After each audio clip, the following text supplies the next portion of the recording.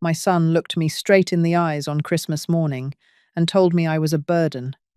He didn't shout, he didn't whisper either. He just said it, like it was obvious. I didn't argue, I didn't defend myself. I simply nodded. Because what he didn't know, what he had completely forgotten, was that I was the reason his life still worked. And that night, after the tree lights dimmed, I decided to give him exactly what he wanted. He never saw it coming. Before I tell you how it all unfolded, I'd be grateful if you subscribed and shared where you're listening from. Stories like this aren't easy for me to tell. They carry pieces of my real life. And if you've ever felt invisible in your own home, then maybe this story is meant for you. I used to love Christmas mornings. Even now, at 71, I still wake before sunrise on December 25th. It's habit more than excitement. Some habits never really leave you. I brew the coffee slowly, strong, 2 sugars, the way Harold liked it. He's been gone 12 years now. Heart failure, sudden, no warning. But every Christmas, I still drape his old wool scarf over the back of his chair, just for a minute, just to feel like he's still part of the room. My son Daniel moved back in 5 years ago. Just until I get back on my feet, he said. Temporary, that was the word. Temporary has a way of stretching. He's 43 now, divorced, 2 children, bright when he applies himself, restless when he doesn't. The grandchildren fill this house with noise. Backpacks dropped in the hallway. Sticky fingerprints on the fridge, laughter echoing off the stairs. I don't mind the mess. I never have. I cook most nights. Pack school lunches. Sit at the kitchen table helping with homework under the warm yellow light. My fingers ache in the cold now. Arthritis, the doctor says. But I still butter toast carefully, still cut apples into even slices. Daniel says he's looking for work, spends hours behind his half-closed bedroom door.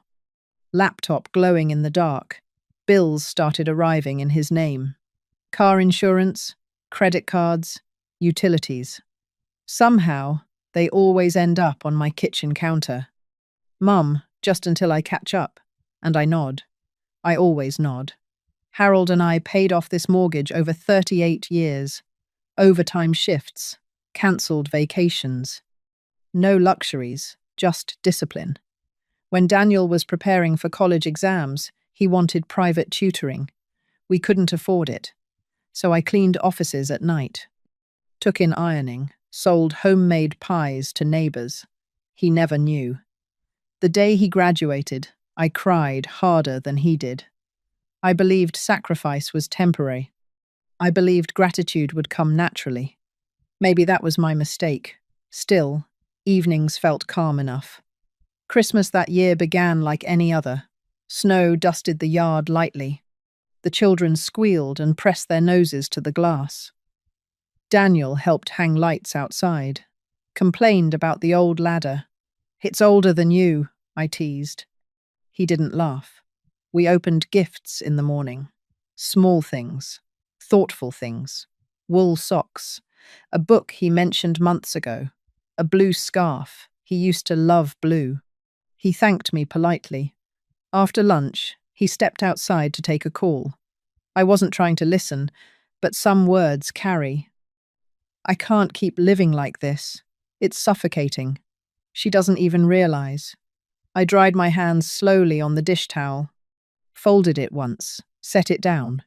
When he came back in, his face was tight, jaw clenched, eyes distant. Something had shifted. I told myself not to overthink it. Stress does strange things to people.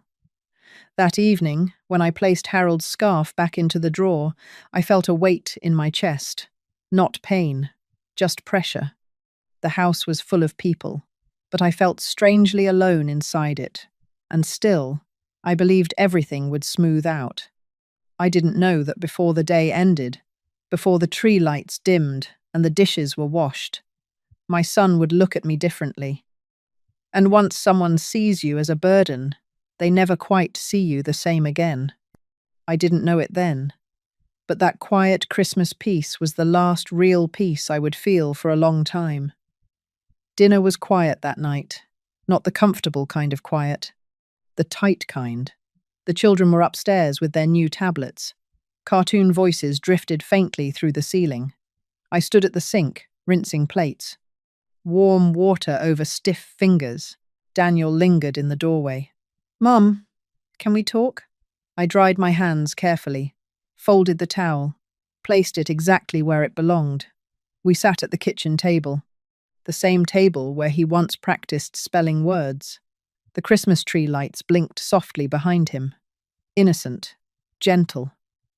He didn't meet my eyes at first. "I've been thinking," he began, "that maybe this isn't working." I nodded slowly. "In what way?"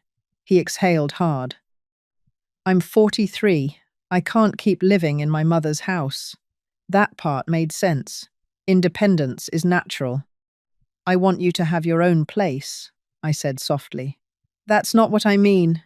His tone sharpened. He leaned forward, elbows on the table. "This house is too small, too old, too much, too much." "What are you trying to say, Daniel?" He looked up then, and something in his eyes had changed. "I can't build a real life like this," he said, "with you here." The words were calm, measured, but they landed heavy. "I've been here since 1978, I replied gently. He let out a short laugh. "That's exactly the problem."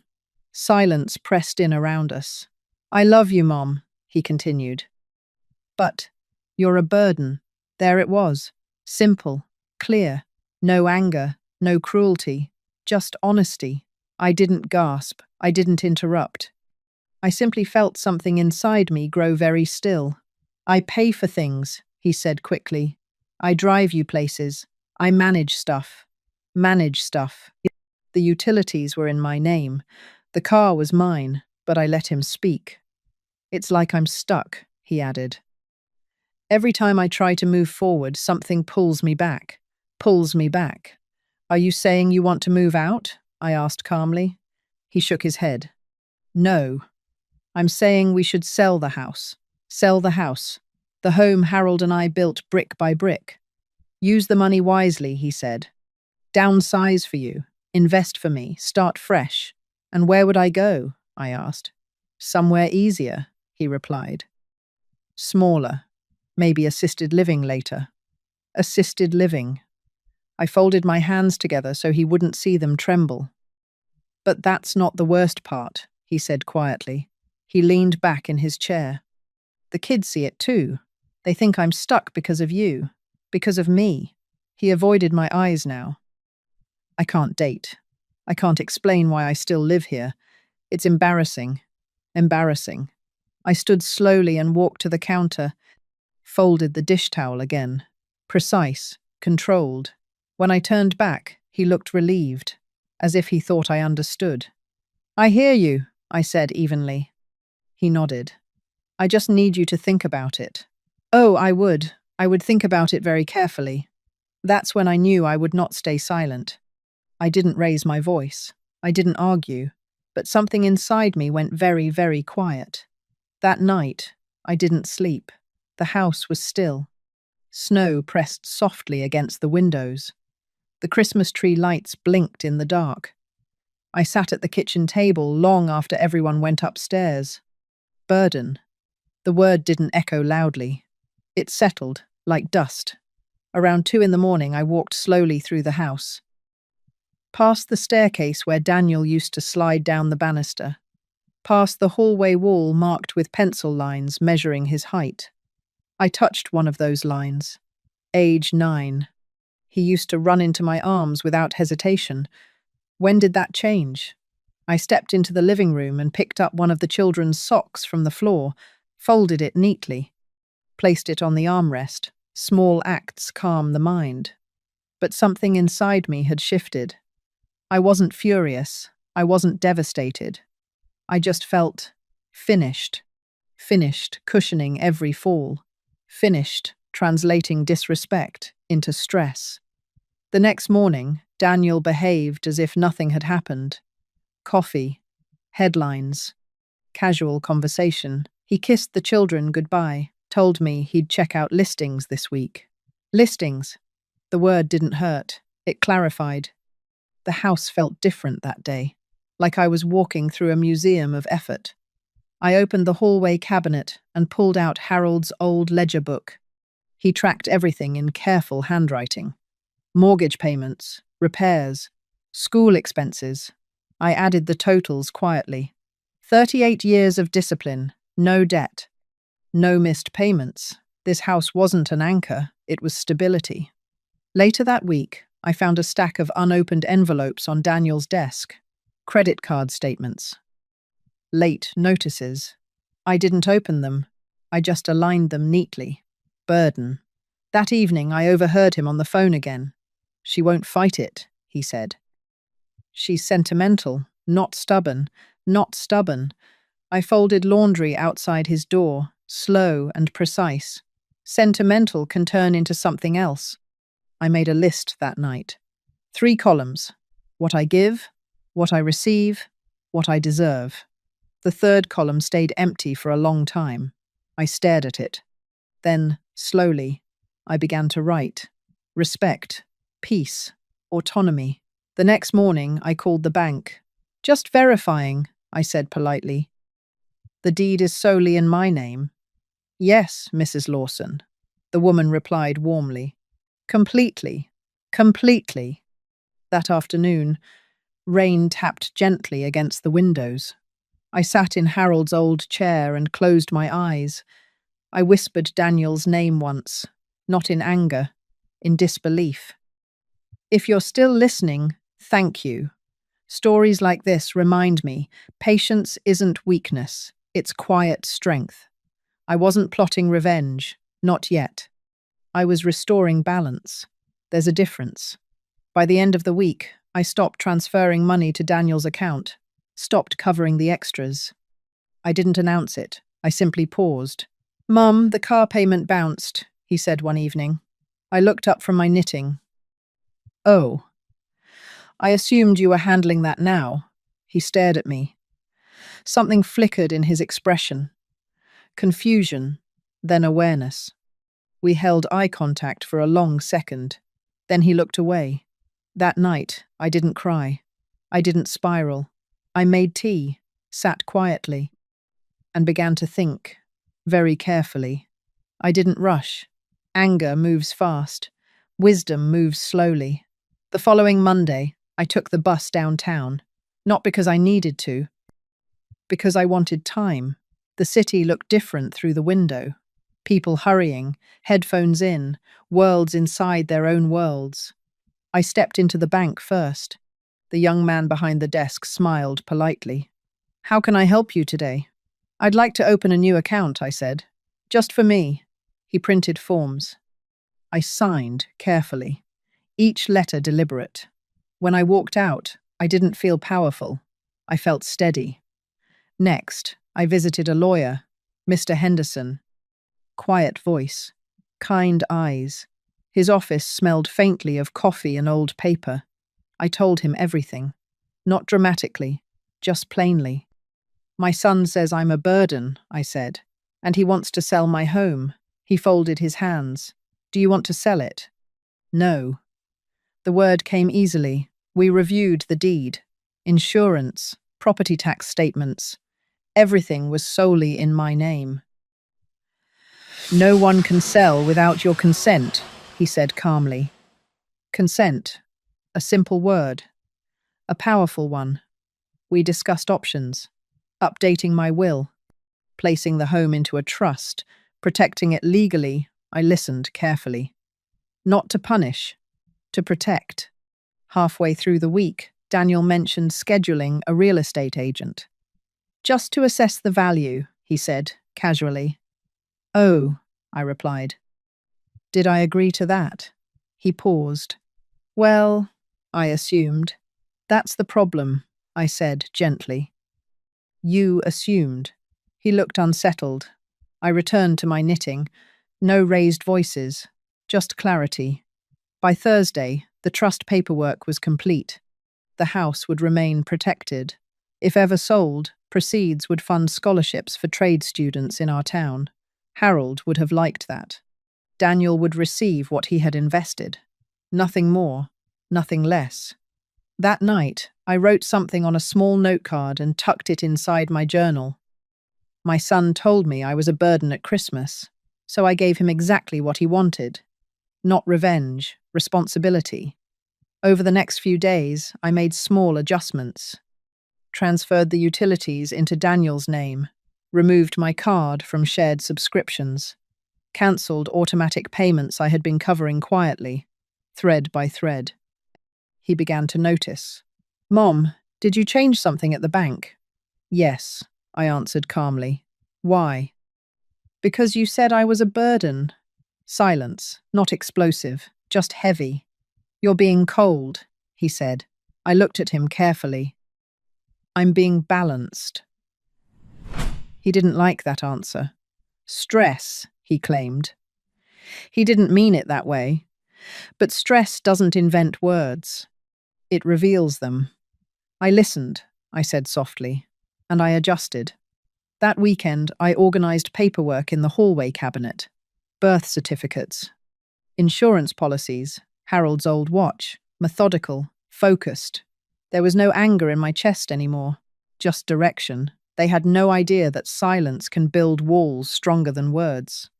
By Sunday evening, everything was in place. The trust filed, the will updated. Accounts separated. The stage was set. All I had to do was wait. It happened on a quiet Sunday. No snow, no shouting.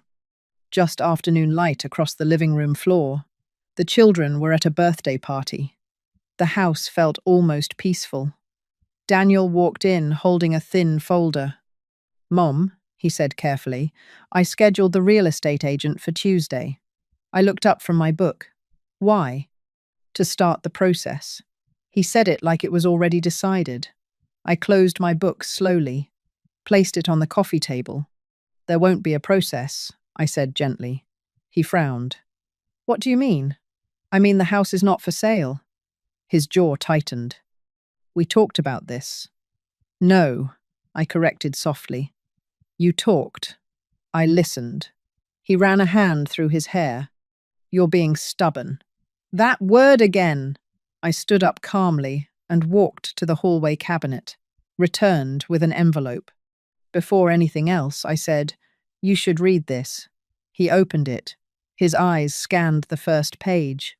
"What is this?" "My updated will," I replied.